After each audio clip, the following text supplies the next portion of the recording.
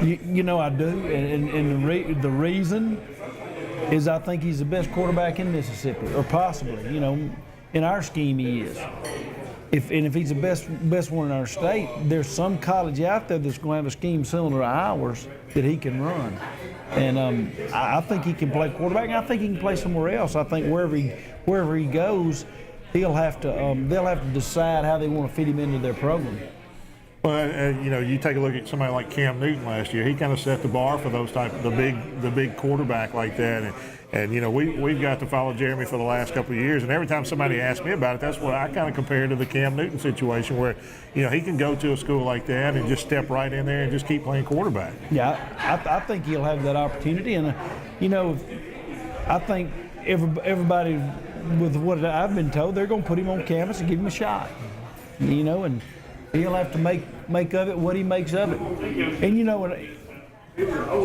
And the good thing about Jeremy and DeMarcus, some nights Jeremy's going to be the big guy running the football. Some nights DeMarcus is going to be. And Jeremy's never, or DeMarcus, either one, have ever been selfish with that. Right. And that's what's made Jeremy great, and it's what's made DeMarcus great. They don't compete with each other as far as stats go. Right. And obviously Jeremy being the high-profile young man in a lot of schools writing, how much influence will you have? Will he sit down with you, or will you sit down with him at the end of the season? And I'm not saying you're going to direct him where he's going to go, but do you think he'll want your input on maybe the next best chance for him to improve at the next level? Well, I really, and I've had some Division I players that I've gone through the process with, maybe not quite this big, and I've tried to be hands-off unless I'm asked. I don't like to give a lot of input unless I'm asked, and I think Jeremy and his family ultimately need to make that decision, because I have my opinion, but my opinion may not be the best thing for Jeremy, and I certainly I want him to go where he's comfortable and not where I'm comfortable. Yeah, absolutely. Let's switch around now. Let's talk about DeMarcus Dennis. Kid had 2,000 yards rushing last year. I mean, you don't see many kids get that on a team that, with a Jeremy Liggins type player, and with DeMarcus getting the 2,000 yards, and he's a player that now is going to be coming out in college is looking at him also. Yeah, DeMarcus in his career has 3,500 yards, and that's a lot of yardage for a high school back that shared time with a lot of other offensive players, and DeMarcus is a great back, and he's going to play for somebody. Somebody's going to get a steal with DeMarcus. Somebody's going to sign DeMarcus. He's going to get on campus, and they're going to say, "Man, what do we have here?" Absolutely. And he's kind of a secret to me, because everybody talks about Jeremy. Yeah, and Ronnie hears me say this every Friday night, and he's going to hear it 16 times again this year. He's worth the price of a ticket every Friday night. DeMarcus Dennis does things with the football that I've never seen a high school kid do. And I'm not taking anything away from Jeremy or the offensive line, because everybody's got to do their part. But DeMarcus Dennis makes more people miss in the open field than anybody I've ever seen with the football. He's incredible. And I agree with you. I even asked Coach Beaumont, we had him on the show, do you think he's a Division I SEC guy? And he said he'll be a steal wherever he goes. Yeah, I'll stand on the sideline, and I coach offensive line. I'm not DeMarcus' position coach. And he'll make a run and lose 4 yards, and I want to strangle him. But I don't say anything, because I know the next time he may back up that 4 yards and get 60. That's right. So, we let DeMarcus do it as far as running the football. We don't try to direct him a lot. He's a great back, and in our scheme is not a one-hole. When we run our base offense, he's got a couple of opportunities, front side cuts, back side, and he finds those seams and does a great job. He is worth the $5 ticket, $10 ticket, $20 ticket. I'm telling you, even for TV, sometimes you don't even know what to say about him. He's so talented, and his footwork is incredible. He's always falling forward. He never gets knocked backwards, and he never takes a square hit. And to me, a running back that can never take that one solid shot is a guy that's very elusive and very tough to tackle. He had a run early in the game against New Albany in the playoffs, and they called him out of bounds. Yeah. And he wasn't out of bounds, but I think he fooled the official. I think he fooled the official, and he made the run. And I don't think he was out of bounds, but he makes some great runs, and DK Buford, that's another kid that's we hope going to have some big numbers for us this year. Well, let's talk about your offensive line. That's what you coach, so you know about those guys. You lost a couple players last year, but you come right back and you just plug somebody else in, and now you got 4 seniors on that offensive line. So what do you, same thing out of them you're expecting this year? Well, DeAndre Greer's been a 3-year starter for us off and on at right tackle. And our guards, Morgan Klepsig and Mario Toes split time at right guard last year, so they folded in there real good. And Vic Rather started some games at center last year, so we really got 4 starters back there. Trey Williams is a young guy. He'll be our left tackle, and we feel good about those guys. Not a Division I guy in the bunch, but they're solid players. Would you say, and be honest, that there's a little bit more pressure on the offensive line, being that their position coach is the head coach of the football team? Probably, because they know I can make us do it as many times as I want to. That's the thing I would hate to know, that my position game. We've talked about it during the game. Your position coach is also the head coach, and not only are you making your position coach mad, but you got the head coach mad at you now. It used to be terrible. I'd watch Mississippi State, and Jackie Sherrill was the punting coach. I felt more sorry for the punter than I did anybody else on the field, because if he shanked one or the field goal kicker missed one, you knew it wasn't going to be a very good day in the locker room with the head coach on you. And you guys, special teams, kicking and punting, I mean, y'all got probably the top returning kicker in the state. And nobody ever talks about Tyler. Yeah. It just blows my mind. Anytime in an interview I talk about Tyler, and nothing ever gets said about him in media, really, except locally. Right. And it just blows my mind, because Tyler's a good one. Yeah. And I know at the banquet that you had, when they had just come out with the All-State team, and Tyler did not make the All-State kicker, and that's what we were trying to figure out. He had a lot more points than the guy that got it, and so we were trying to figure out the criteria for that. Well, maybe if I can get on one of those committees, I can.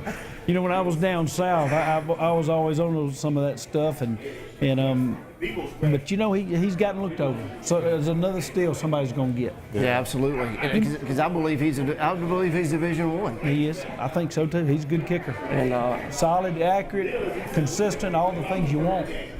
Well, let's flip over real quick. We don't have but a couple of minutes. Let's talk about the defensive side of the ball, as we talked about a little earlier. Who on the defensive side do you think, a name that we didn't get to call a whole lot last year, that may jump out and we'll see a lot of this year? Well, the main ones that are on my mind are all back. Right. DQ Reynolds, Jamel Dennis, Alec Michael, Keon Tyson, right. Tevin Buford. Yeah. Tevin Buford made that big play right before halftime in the state championship, made a difference in the game. Jeremiah Jones, Brandon Mack, those guys are all back. Cortez Coleman's a new guy for us. He's going to make a lot of plays. Justin Wilson, Kalen Coleman, those are some new guys that are going to be in there. Brico Burgess, feel real good about them. Defensively, I think we'll be solid. We get a couple games under our belt. Well, the kid I want to ask you about, he was running around a lot last year, and he had some big hits, and he's a young kid. That's Alec Michael. Yeah, Alec. And he looks strong, and he does not mind getting in there and hitting. Very physical player. And I'm going to tell you, those defensive guys, they put a lot of pressure on each other. If you don't perform on defense, they want you out of there. They want that guy out. So they put a lot of pressure on each other. Coach Robertson and those guys, they got a high standard there about the way we do on defense, and they push each other hard. Well, and I think that's one of the strengths of the Commodores the last several years, and why I make the argument, and I'm not saying this just because you're sitting here, but I'll tell Ronnie this. I believe you're one of the only teams year in and year out the last 3 years that can compete with that team down in Batesville. But the reason why I believe this is because you're one of the schools that lines up offensive and defensive kids. You don't have a lot of kids that have to play both ways. You have enough athletes, and your coaches do a good enough job of getting their position players ready to play that you can come out there and you're fresh in the fourth quarter. And to me, that's why you beat a lot of teams very badly. Yeah, we don't play a lot of folks both ways. We have to play receivers and DBs a little bit. And, and another thing that is really an asset for us is our coaching staff. This will be some of us are 7th year together, and the other guys are 6 years together. We know what we do. We don't do a lot of things differently. I got Coach Robbins, offensive coordinator, and Coach Robertson, the defensive coordinator. They make my job easy. Right. I can coach offensive line and concentrate on offensive line, and don't have to worry about those other things. Well, Coach, we appreciate you joining us here again tonight, and here at Irie's, and I've been with you since you got here, so I've seen each year, I mean, everything gets better, and the last 2 years have been a lot of fun, and I know this year's going to be a lot of fun, and look forward to working with you again. Well, I appreciate it. I appreciate y'all having me on.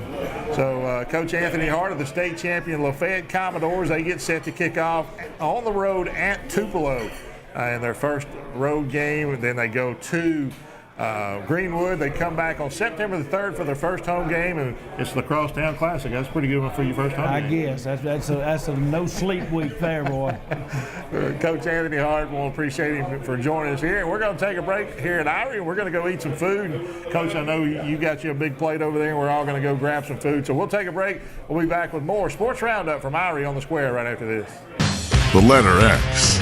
It's one tough letter, and the only one that stands for something.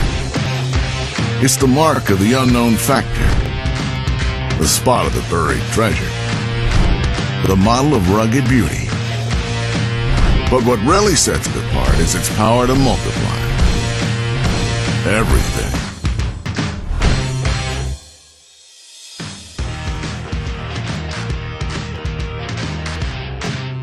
For over 25 years, property owners and lawn care professionals have been turning to one mower. Dave and I have been using these mowers on our properties for years. You got that right, Harold. Built to last, a Skag is the only mower I'll ever own. Skag zero-turn mowers cuts our mowing time in half. Plus, it gets us out of the yard and into the woods for that precious hunting time. With a Skag mower, you can count on high quality, productivity, and value for a lifetime. Skag, proudly made in the USA by people who hunt and fish just like you.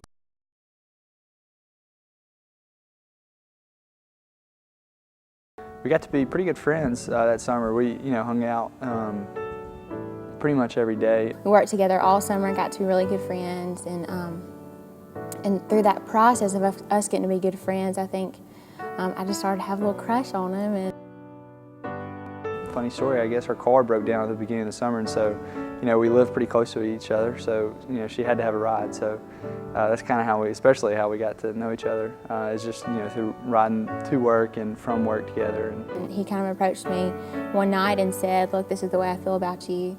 And so that's kind of how the whole process began. The way we went about it was, I prayed about it for a little bit, just because I thought it was important to have her dad, as a part of our relationship. And so I went and talked to her dad about some things. And then we prayed about it again for about another week. And then he went and talked to my dad again. We sat down and had a little bit of a 2-week kind of sit down, pray about it, think about it, and kind of did that for about 2 weeks. Ben would always take me on theme dates. Like, they were never just a boring date. On our first date, we went to a restaurant in Jackson called Fratese's. He's Italian, and he got it to go, and he took me to a park that was nearby, and I had a little picnic set up out there kind of at night, and we just hung out there. The park looked out over the reservoir, and so we just hung out there. And it was just really sweet. I thought it set a really good precedence for the rest of our relationship. It's not just a mundane, normal, boring relationship. So that was our first date.